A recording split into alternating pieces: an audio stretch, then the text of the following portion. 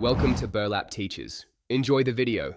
In this video, I will show you how to make delicious beef yakhni pulao at home. First, choose the right beef cuts like shank or chuck for the best flavor. Next, we'll create a fragrant yakhni or broth using whole spices and fresh aromatics. This step is crucial for infusing the rice with incredible taste. Finally, remember to soak your basmati rice. This helps achieve perfectly separate, fluffy grains. Let's get cooking. Now let's focus on the heart of our pulao, the yakhni. Begin by lightly browning your beef pieces in a pot.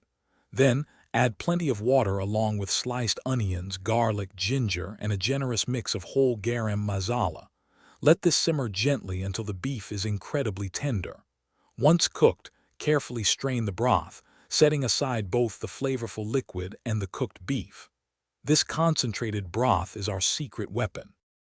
Hey everyone, if you're finding this video helpful, please hit that subscribe button and give us a like. Quick recommendation: to make your cooking experience even better, consider an Echo Dot smart speaker. Imagine listening to your favorite cooking playlist or setting timers hands-free while preparing this delicious pulao.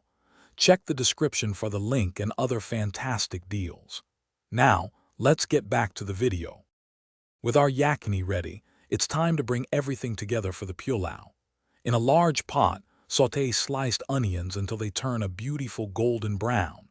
Next, add a spoonful of ginger garlic paste and your chosen powdered spices. Stir in the tender cooked beef and the soaked basmati rice. Pour in the strained yakhni, ensuring the liquid just covers the rice. Bring it to a boil, then reduce heat and simmer until the rice is perfectly cooked and fluffy. Thanks for watching. Consider subscribing if this video helped you.